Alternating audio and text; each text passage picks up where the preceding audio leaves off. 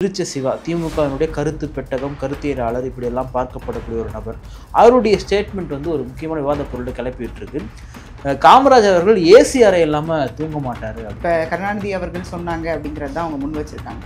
So முன்வைக்கிறாங்க அப்படின்னும் போது அவங்கெல்லாம் வாழ்ந்து மறைந்த தலைவர்கள். கருணாநிதி நான் சொன்னீங்க இப்போ என்கிட்ட நீங்கள் கருணாநிதி நான் சொன்னீங்க இல்லை, பொதுவாக அவரை பிடிக்காத தான் கருணாநிதினு சொல்லுவாங்க. எல்லாருமே தமிழ்நாடு மக்களே அவர் கலைஞர் தான் சொல்லணும் அப்படின்னு ஒரு அறியப்படாத ஒரு வார்த்தை ஒன்று இருக்கு இல்லையா? சரி, இருந்தாலும் அவருடைய பெயர் அதுதானே. இப்போ தேர்தல் வரப்போகுது. இப்போ போயிட்டு நீங்கள் திமுகவை பகைச்சிக்கிறது உங்களுக்கு சரியா? நீங்கள் அவங்கள பகைச்சிக்கிட்டா தேர்தல் அரசியலில் நீங்கள் ஷைன் ஆக முடியுமா அல்லது வெற்றி பெற முடியுமா? அதாவது நீங்கள் என்ன சொல்கிறீங்கன்னா, நான் இப்போ உங்களை அடிச்சிடுறேன், தொடச்சி போட்டு போங்க, இல்லை சேர்த்த வாரி பூசுகிறேன், நீங்கள் தொடச்சிக்கிங்களேன். என்னால் தான் உங்களுக்கு பயன் இருக்குன்னா அமைதியாக தானே போகணும். எதுக்கு நீங்கள் அப்படி சொல்கிறீங்க? இந்த நபர் வார்த்தைகளை சொல்லிட்டு, அதுவும் வந்து சொன்ன வார்த்தைகள் வந்து சரியான வார்த்தையே கிடையாது. அந்த மாதிரி ஒரு அற்ப சொல்லுக்கும் அற்ப செயலுக்கும் செயல்படுற ஒரு மனுஷனா அப்படின்னும் போது கேள்விகள் வந்து என்ன மோட்டிவ் இருக்கும்? இப்போ திருச்சி சிவா போன்றவர்கள் வந்து காமராஜர்களை விமர்சனம் பண்ண தேவையே கிடையாது. ஏன்னா இன்னைக்கு எல்லாருக்குமே தமிழ்நாட்டினுடைய எளிமையின் மனிதர் இல்லை நேர்மையான முதலமைச்சர்னா ஃபர்ஸ்ட்டு எல்லாரும் வாயில் வர பேர் வந்து காமராஜர். அப்படின்றப்போ அவர் ஆளுமையாக இருக்கக்கூடிய நபர். அவர் வந்து இந்த மாதிரி ஒரு சொல்றது விமர்சனம் வரும் என்பது தெரிஞ்சு தானே சொல்லியிருப்பாரு. இது எனக்கு தெரிஞ்சு வேணும்னே சொல்லியிருப்பாங்க. கண்டிப்பாக வேணும்னே தான் சொல்லியிருப்பாங்க. இரண்டாவது, அவர் சைடு வந்து பேச்சு பொருளாக ஆகணும். அவர் வந்து அவருக்கு இன்னும் விளம்பரம் தேடுறாரா அப்படிங்கிறது கூட நான் நினைக்கிறேன். விளம்பரத்துக்காக இவர் பேர் மேபி இருக்கலாமே. ஏன் இப்போ வந்து சொல்ல வேண்டிய எத்தனையோ பேர் எவ்வளோ விஷயங்கள் பண்ணியிருக்காங்க, பண்ணாமல் போயிருக்காங்க. ஏன் அவங்கள எடுத்து பேசலாமே? ஏன் பிறந்த நாளை முன்னிட்டு இந்த விஷயத்தை முன்வைக்கணும்னு என்ன அவசியம் வேண்டியது? சும்மா காங்கிரஸ் கட்சிக்காரங்க வந்து கூட்டணியில் ஆச்சுட்டாங்க இல்லை சீட்டு அதிகமாக தாங்க இதெல்லாம் பேசுவீங்க, அதனால் நம்ம பக்கம் ஒரு நபர் இது மேலே பேசி விட்டாருன்னா இது பேசப்பட்ட பொருளாக மாறிடும், தப்பு சுப்பும் வாய முடிப்பாங்க அப்படின்றதுக்காக பேசுகிறதோ. நான் என்ன சொல்கிறேன்னா, இப்போ வந்து அவர் பேசின நபர் வந்து அந்த திமுகவில் ஒரு நபர், ஒரு பொதுச் செயலாளர். சரி, இருந்துட்டு போடும், ஒரு பெரிய பர்சன்லாம் கூட இருந்துட்டு போடும். இருந்தாலும் வந்து அவர் கூட்டணிக்காக இந்த அளவுக்கு யோசிக்கிற அளவுக்கு நம்ம சிஎம் அவர்கள் விட்டு வச்சிருப்பாங்களா? அந்த அளவுக்கு அவங்க கை நழுவி அந்த கட்சி அவர்கிட்ட போயிடுச்சா? இல்ல, அவர்கிட்ட போயிடுச்சுன்னு சொல்ல வேற. அப்ப வார்த்தைகள் என்ன? பொதுச் செயலாளராக இருந்து பேசும்போது அது நீங்க கடந்து போக முடியாது. அப்படி கிடையாது, அதுதான் சொல்ல வரேன். அப்ப வந்து இந்த விஷயங்கள்லாம் அவரே எடுத்து முடிவு பண்ற இடத்துக்கு வந்து அவர் தள்ளப்பட்டிருக்காரா? முதலமைச்சர் அந்த அளவுக்கு சுதந்திரம் கொடுத்திருக்காரு கட்சிக்காரங்க. அது அவங்கள தாங்க போய் கேட்கணும். நான் கேட்கறது வந்து இதுதான். இப்ப வந்து என்னன்னாலும் பேசலாம். ஆனா இப்ப நான் காங்கிரஸ் கட்சியில இருக்கேன். எங்க தாத்தா இருக்கும்போது இந்த கட்சியை எந்த அளவுக்கு கொண்டு வந்தாங்கன்றது உலகம் அறிந்த உண்மை. காங்கிரஸ் கட்சி இன்னைக்கு தமிழ்நாட்டில் என்னவா இருக்குது? ஒரு பெரிய ஒரு $1 மில்லியன் கேள்விக்குறியா வந்திருக்கு. அப்படி இருக்கும்போது திமுக கொடுக்குற சீட்டை வாங்கிட்டு போறது வந்து சரியான ஒன்றா இருக்குமா? இல்லை நம்ம ஃபைட் பண்ணுவோம், சீட் நம்ம கேட்போம் அப்படின்னு சொல்றது சரியான ஒன்றா இருக்குமா? இருக்கிறத வாங்கிக்கிற இடத்துல தான் காங்கிரஸ். அப்படி கிடையாதுங்க. இப்போ வந்து 10 சீட்டு தான் தருவாங்க அப்படின்னு சொன்னா ஏத்துப்பாங்களா? சொல்ல முடியாது. இல்ல, ஏத்துக்கிட்டு தானே ஆகணும். அது எப்படி நீங்க சொல்ல முடியும்? அவ்வளவு கம்மியா கொடுக்க மாட்டாங்கன்றீங்களா? நான் அப்படி பேசுறேன். ஒரு 15 கொடுக்கலாம். அதாவது வந்து போறவங்க என்ன வேணாலும் பேசலாம் அப்படிங்கிறது கிடையாது. டாப் தமிழ் நியூஸ் பார்வையாளர்களுக்கு வணக்கம். இன்றைய சிறப்பு நேர்காணலில் நம்முடன் இணைந்திருப்பவர் காங்கிரஸ் கட்சியினுடைய மாநில செயலாளர் கமலிகா காமராஜர் அவர்கள். வணக்கம். வணக்கம். எப்படி இருக்கீங்க? நல்லா இருக்கேன். அண்மையில தான் வந்து திரு காமராஜர் உங்களுடைய தாத்தா அவருடைய பிறந்த நாள் போறப்போ அவரை குறித்தின விவாதங்கள் பேச்சுக்களாக தொடர்ந்து வரதான் செய்யும். அதில் குறிப்பாக திமுக கட்சியினுடைய முக்கிய பிரமுகர், மாநிலவையில் தொடர்ந்து இருக்கக்கூடிய ஒரு நபர் திருச்சி சிவா திமுகவினுடைய கருத்து பெட்டகம் கருத்தியலாளர் இப்படியெல்லாம் பார்க்கப்படக்கூடிய ஒரு நபர். அவருடைய ஸ்டேட்மெண்ட் வந்து ஒரு முக்கியமான விவாத பொருளை கிளப்பிட்டு இருக்கு. காமராஜ் அவர்கள் ஏசி அறை இல்லாமல் தூங்க மாட்டார் அப்படி ஒரு ஸ்டேட்மெண்ட் சொன்னார் இல்லையா? அதுக்கு அவருமே அதை நீங்கள் கடந்து போங்க, இதுக்கப்புறம் அதை பற்றி பேச வேணாம்னு ஒரு ஸ்டேட்மெண்ட்டுமே சொல்லியிருக்காரு. அந்த ஸ்டேட்மெண்ட் எப்படி பார்க்குறீங்க? இல்லை, இந்த வார்த்தையை எதுக்கு சொல்லணும், அதுக்கப்புறம் கடந்து போங்கன்னு எதுக்கு சொல்லணும்? ஃபஸ்ட்டு ஒரு பெருந்தலைவர், அவரை பற்றி சொல்கிறதுக்கு அந்தளவுக்கு அவரை பற்றி என்ன தெரியும் அப்படிங்கிறது ஒரு கேள்வி. ஏன்னா இப்போ கருணாநிதி அவர்கள் சொன்னாங்க அப்படிங்கிறது தான் அவங்க முன் வச்சுருக்காங்க. ஸோ முன்வைக்கிறாங்க அப்படின்னும் போது அவங்கெல்லாம் வாழ்ந்து மறைந்த தலைவர்கள். கருணாநிதி நான் சொன்னீங்க இப்போ என்கிட்ட, நீங்கள் கருணாநிதி நான் சொன்னீங்க இல்லை, பொதுவாக அவரை பிடிக்காத தான் கருணாநிதினு சொல்லுவாங்க. எல்லாருமே தமிழ்நாடு மக்களே அவர் கலைஞர் தான் சொல்லணும் அப்படின்னு ஒரு அறியப்படாத ஒரு வார்த்தை ஒன்று இருக்கு இல்லையா? சரி, இருந்தாலும் அவருடைய பெயர் அதுதானே. சரி, நம்ம எதுவும் தவறுதலாக சொல்லலையே. அதனால் அவர் சொன்னார் அப்படிங்கிறது தான் அவங்க சொல்கிறாங்க. ஸோ சொல்லும் பொழுது அந்த தலைவரும் தவறிட்டாங்க. ஸோ இந்த நேரத்தில் இந்த விஷயத்தை கொண்டு வந்து பேசணும்னு என்ன அவசியம் வேண்டி இருக்குன்னு தெரியல. அதுவும் அவருடைய பிறந்த நாள். இதே கலைஞர் அவர்கள் தான் காமராஜருடைய பிறந்த நாளை வந்து கல்வி கண் திறந்த கடவுள் அப்படிங்கிற மாதிரி கல்வி நாளாக, கல்வி வளர்ச்சி நாள் அப்படின்னு சொல்லி கொண்டு வந்தாங்க. ஸோ அப்படி இருக்கும்போது இந்த ஒரு சொற்பமான வார்த்தை, இது இன்னும் வேற மாதிரி கூட விமர்சனம் பண்ணலாம், அந்த மாதிரி வார்த்தையை வந்து சொல்லி அவர் வந்து இதுக்காக அப்படின்னு சொன்னால் 9.5 ஆண்டு காலம் அவர் வந்து ஒரு பொற்கால ஆட்சியை கொடுத்துருக்காரு. அவர் நினைச்சா என்ன வேணாலும் பண்ணியிருக்கலாம். ஆனா அதையும் தாண்டி யங்ஸ்டர்ஸ் வரணும்னு சொல்லிட்டு தான் அந்த அரியணையை விட்டு கொடுத்து அடுத்தவங்களுக்கு வழி விடணும், இன்னும் கட்சியை பலப்படுத்தணும் அப்படின்னு சொல்லிட்டு ஒரு பெருந்தன்மையா இறங்கினவர் தான். 2 முறை வந்து பிரதமராக வர வேண்டும் அப்படின்னு சொல்லியும் அதை வந்து மறுத்து அடுத்தவங்களுக்கு அந்த விஷயத்தை கொடுத்த ஒரு கிங் மேக்கர். ஸோ இப்படிலாம் நம்ம சொல்லணும்னா சொல்லிக்கிட்டே போகலாம். அப்படி இருக்க தலைவரை நீங்க சொன்னது போல ஒரு திமுகவில் வந்து ஒரு மெயினான ஒரு பர்சன்.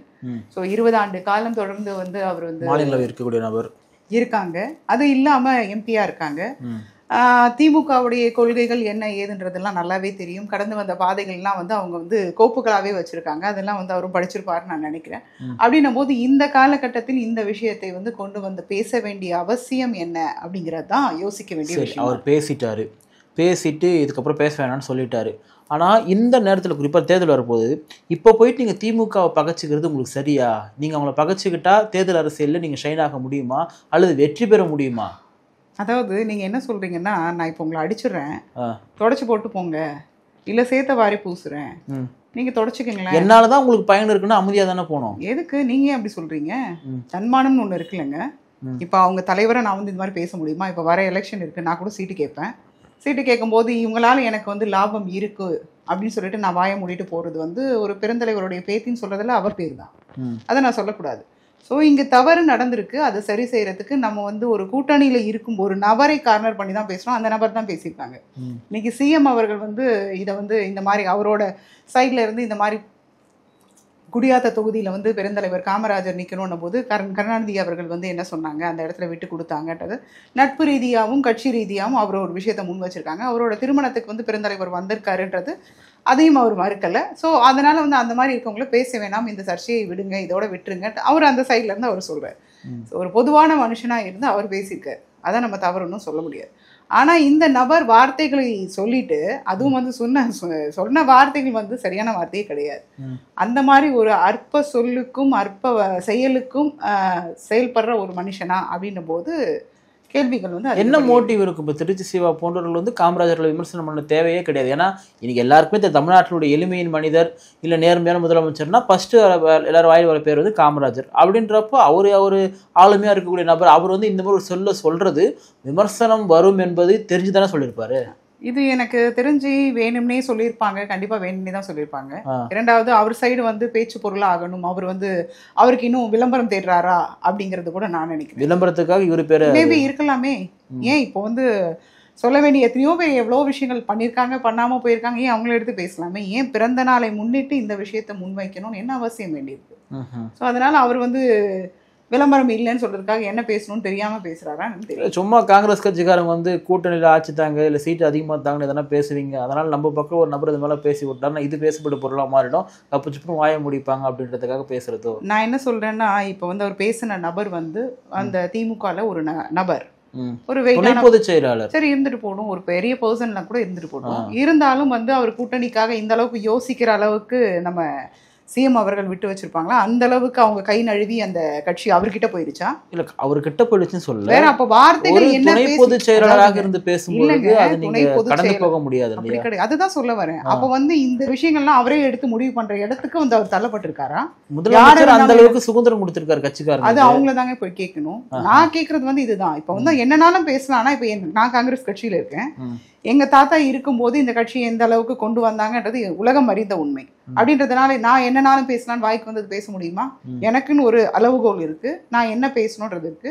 அந்த காலத்துல ஆட்சி புரிந்தவங்க எப்படி எப்படி பண்ணிருப்பாங்க, யாரோட பயணிச்சிருப்பாங்கன்னு தெரியும். எனக்கு தெரிஞ்சதுதான் நான் பேச முடியும். தெரியாத வார்த்தைகளை நான் வாட்டுக்கு பேசிட்டு கேட்டா என் தாத்தா தான் எல்லாமே, தாத்தா இல்லைன்னா ஒண்ணுமே இல்லைன்னு சொல்ல முடியுமா? முடியாது. அது மாதிரிதான் அவர் எப்படி சொல்ல முடியும்?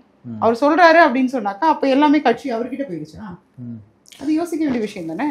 இப்போ உங்கள் கட்சியை சார்ந்த நிறைய பேர் முன்வைக்கக்கூடிய வாதங்கள். நேற்று கூட வந்து தொலைக்காட்சியில் திருச்சி வேலுச்சாமி கூட ஸ்டேட்மெண்ட் வச்சார். நாங்கள் இல்லைன்னா நீங்கள் ஆட்சிக்கு வந்துடுவீங்களா, முடிஞ்சால் போய் தனியாக நில்லுங்களேன், நாங்கள் ஓட்டு கேட்கறதுக்கு வேணும், வாக்கு கேட்கறதுக்கு வேணும், ஆனால் வந்து நீங்கள் அதிகமான சீட்டு மட்டும் கொடுத்துட மாட்டீங்களா அப்படின்னு சொல்லி ஸ்டேட்மெண்ட்டை சொல்கிறாரு.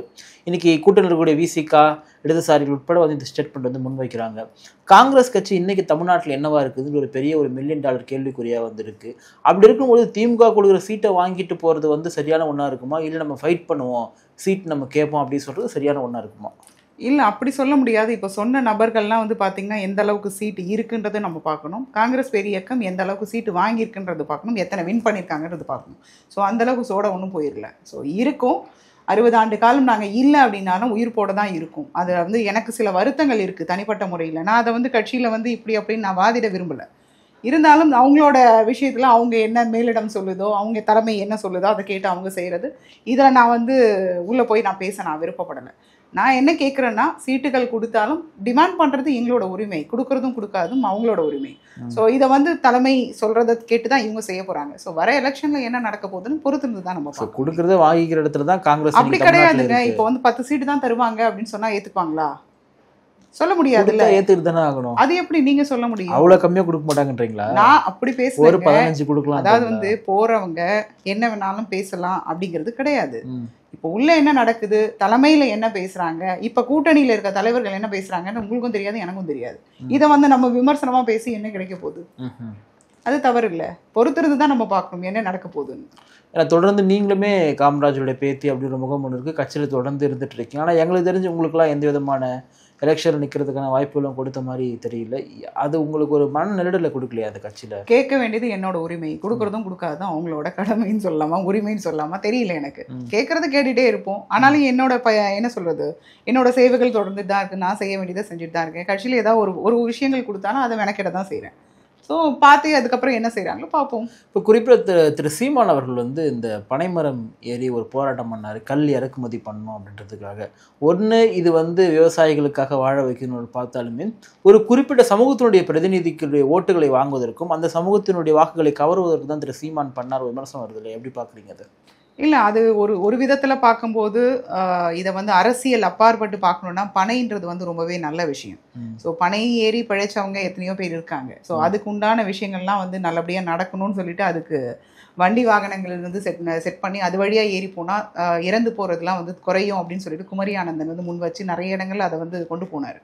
ஸோ அந்த விதத்தில் பார்க்கும்போது பனைன்றது வந்து நம்ம ஹெல்த்துக்கும் நல்லது. அதில் கருப்பட்டியிலேருந்து பனங்கிழங்குலேருந்து எல்லாமே அதோட ஒரு பனை வச்சோம் அப்படின்னு அது எல்லாமே சரி. நான் என்ன கேட்கறேன்னா, பனைமரம் ஏறி கல் இறக்குறது சரியா? அது வந்து ஏத்துக்க முடியாத ஒரு விஷயம். ஆனா நீங்க கல்லுக்கு ஆப்போசிஷன் தான். அது இல்ல, கண்டிப்பா மது அப்படிங்கறதே தவறு தான். சோ அது எந்த வழியில வந்தாலும் தவறு தானே. அதனால அது வந்து கூடாது. இத சொல்லி அவர் ஓட்டு வாங்கணும்னு நினைக்கிறது வந்து சரியான போது அதை நான் பட் அந்த ஸ்ட்ராட்டஜி தான் அவர் கையில் எடுத்தது. அவர் எடுத்தாலும் நல்லா ஒன்று புரிஞ்சு, எப்படி இருந்தாலும் அவருக்கு எடுத்தாலும் எடுக்கலனாலும் அவர் என்ன யாருன்ட்டு எல்லாருக்குமே தெரியதான் போகுது. பட் இருந்தாலும் இதை கூடுதலா பண்ணும்போது இன்னும் நம்ம வாக்குகள் கவரலாம், இல்லை நம்ம சமூக மக்கள் மத்தியில் நம்ம இன்னும் கொஞ்சம் ரீச் ஆகிறதுக்காக பண்ணாரோன்னு கேட்குறேன். இல்லை, அது எதுக்காக எடுத்தாங்க, அவங்களோட மனநிலைமை என்னன்னு நமக்கு தெரியாது. நான் இதில் இருக்க ப்ளஸ்ஸை மட்டும் தான் பார்க்குறேன், மைனஸை நான் சொல்லவே இல்லை. ஸோ அதில் வந்து இவர் வந்து இதில் இருக்க பனையில் இருக்க கருப்பட்டி எடுக்கலாம். அதுக்கப்புறம் ஒரு பனைமரத்தை வச்சோன்னா 70 ஆண்டு காலம் வந்து அது நிலச்சினிக்கு 70ன்றது வந்து நார்மல். ஒரு 120 ஆண்டு காலம் வந்து தொடர்ந்து இருக்கும். மழை நீரை வந்து சேகரிக்கக்கூடிய இது மகத்துவம் அதுக்கு இருக்குது. ஸோ இந்த மாதிரி நிறையவே சொல்லிட்டு போகலாம். அப்படின்னும் போது பனையில நிறைய பெனிஃபிட் இருக்குது. அதனால் கல் அதை எடுத்து அவர் பண்ணது வந்து இப்போ இருக்க யங்ஸ்டர்ஸ் மத்தியில் போதை வந்து இப்படி கூட பண்ணலாமான்னு ஒரு திசை திருப்பும் வேலைன்னு தான் நினைக்கிறேன். போதைன்றதே தவறு தான். ஸோ அதை வந்து இப்படி எடுத்துக்கிட்டா சரி அப்படின்னு சொல்றது வந்து கொஞ்சம் யோசிக்க வைக்கிற மாதிரி தான் இருக்கு. அதிமுகவுடைய ஆட்சி காலத்தில் வந்து எப்படி இந்த ஃபெலிக்ஸ் ஜெயராஜுடைய ஒரு லாக்அப் பேசப்படுவாரச்சோ, திமுக ஆட்சியில் பல லாக்அப் நடந்திருக்கு. ஆனால் அஜித்குமாருடைய அளவுக்கு பேசப்படும் பொருளாக மாறல, ஊடக கவனம் அதுக்கு பெறலை. அந்த நிகழ்வுக்கு முதலமைச்சர் வந்து சாரிமா அப்படின்னு சொல்கிறாரு. எப்படி பார்க்குறீங்க? இல்லை, சாரின்றது வந்து அவர் கவனத்துக்கு போகாமல் ஏதோ ஒரு தவறு நடந்து முடிஞ்சதை அவர் சாரின்னு சொல்லி முடித்தார். இதை வந்து நம்ம நல்ல விதமாகவும் பார்க்கலாம். இல்லைனா வந்து இப்போ நடக்கிற அரசாங்கம் போலீஸ் வந்து அவரோட கண்ட்ரோலில் தான் இருக்குது. இது வந்து எந்த அளவுக்கு அவர் பார்வையிலேருந்து தவறிடுச்சுன்ற ஒரு வருத்தமும் இதில் இருக்குது. ஸோ அதனால் வந்து என்னதான் இருந்தாலும் அந்த குடும்பத்துக்கு அந்த குழந்தை இழப்பு தான். அதை ஈடுகட்ட எந்த ஒரு இப்போ ஸ்டாலின் அவருடைய ஆட்சி காலத்தில் சட்ட ஒழுங்கு இப்படி தான் இருக்குன்றதுக்கு ஒரு உதாரணம். இது உதாரணம் சொல்ல மாட்டேன். இப்போ வந்து ஒரு தமிழ்நாட்டில் இருக்கிற மொத்த போலீஸ்ன்னு நம்ம பார்த்தோன்னா எண்ணிக்கை எடுத்தோம்னா இதில் வந்து எல்லாரும் எப்படி இருக்காங்கன்றத ப்ளஸ்ஸை பார்க்க மாட்டாங்க, மைனஸை தான் உற்று நோக்குவாங்க. அந்த மாதிரி இது ஒரு கரும்புள்ளி தான். இந்த கரும்புள்ளினால ஒட்டுமொத்த போலீஸும் வந்து தவறுன்னு சொல்கிறதும் நம்ம ஏற்றுக்க முடியாத ஒரு விஷயம். அது சரின்னு சொல்கிறதும் வந்து எப்படின்றது சொல்ல தெரியல. இப்போ நீங்கள் தமிழ்நாடு முழுக்க உங்களை வந்து காமராஜோட பேத்தின்னு தெரியும். ஒருத்தர் வந்து உங்கள் தாத்தாவையே கொள்கை தலைவராக ஏற்று கட்சி வேற தொடங்கியிருக்காரு. இப்போ நீங்கள்லாம் அங்கே போனீங்கன்னா உங்களுக்கு பெரிய அளவிலான வரவேற்புகள்ல தாவேக்கா விஜயுடைய கட்சியில்? இப்போ ஆல்ரெடி வந்து கொள்கை இதோட தான் நாங்கள் இருக்கோம். ஸோ இதனால் இதில் என்ன பண்ண முடியும், இதை கட்டமைப்பு பண்ணுன்றது தான் என்னோட எண்ணம். அவர் செய்கிறாரா, சொல்கிறாரா, நல்லபடியாக செய்யட்டும், வரவேற்கிறோம். நல்லபடியாக நடந்தால் மக்களுக்கும் நல்லது, நாட்டுக்கும் நல்லது. இல்லை, அங்கே போனால் உங்களுக்குலாம் வாய்ப்பு கிடைக்கும், பிரகாசமாக இருப்பீங்க இல்லையா, அதனால கேட்குறேன். அப்படி இருக்கும்னு நம்ம சொல்ல முடியாதுங்க. இல்லை, இருக்கும் நான் சொல்கிறேன், நீங்கள் சொல்ல முடியாது. இல்லை இல்லை இல்லை இல்லை, அது அவங்க சொல்கிறாங்க, போனால் நல்லா இருக்கும்னு உங்களோட அழைப்பு வந்துச்சு. அதாவது மறைமுகமாக வந்திருக்கு போல. அதாவது வந்து இது தேவையில்லையே, இது வேண்டாம்னு நினைக்கிறேன் நான். ஏன்னா வந்து ஒருத்தங்களும் கட்சிக்குள்ள வரும்போது அரசியல்ல வந்து ஒரு தனி நபரா வந்து பேசும்போது நான் காமராஜர் மாதிரி வாழணும்னு நினைக்கிறாங்க. கரைப்படியாத கரத்துக்கு சொந்தக்காரனா இருக்கணும்னு சொல்றாங்க. அதே மாதிரி கட்சி துவங்கும் போதும் பாத்தீங்கன்னா அவரோட கொள்கையை பின்பற்றணும்னு சொல்றாங்க. ஆனா அதுபடி நடக்கிறாங்களா அப்படிங்கறதுதான் ஒரு பெரிய கேள்வி. இப்பதான் கட்சிக்கே தொடங்கிருக்காரு, 1 வருஷம் கூட முடிஞ்சு 2வது வருஷம் தான் ஸ்டார்ட் ஆகுது. நான் வந்து சொல்றது பொதுவான விஷயங்கள்ல ஒரு அரசியல் கட்சிக்குள்ள வரும்போதே காமராஜர் எல்லாம் எப்படி இருந்தாங்கன்னு ஒரு ஸ்டேஜ்ல பேசுறதுல இருந்து அவங்க செயல்பாடுகள் எல்லாமே அவரை முன்னுதாரணமா வச்சுதான் பண்றாங்க. அப்படின்னும் போது இவர் கட்சி தொடங்கியிருக்காரு, நல்லபடியா வரட்டும். அவர் இந்த கொள்கையை வந்து கடைசி வரைக்கும் ஃபாலோ பண்ணி மக்களுக்கு பண்ணாருன்னா நிச்சயமா உண்மைக்கே அவனை நம்ம வரவேற்கலாம், தவறே இல்லை. உங்களுக்கு அழைப்பு வந்துதான் கேட்டேன். அழைப்பு வந்துதா? இல்ல வரல. நிகழ்ச்சியில் பங்கேற்று பல்வேறு கருத்துக்களை எங்களோட பகிர்ந்தமைக்காக நன்றி. நன்றி.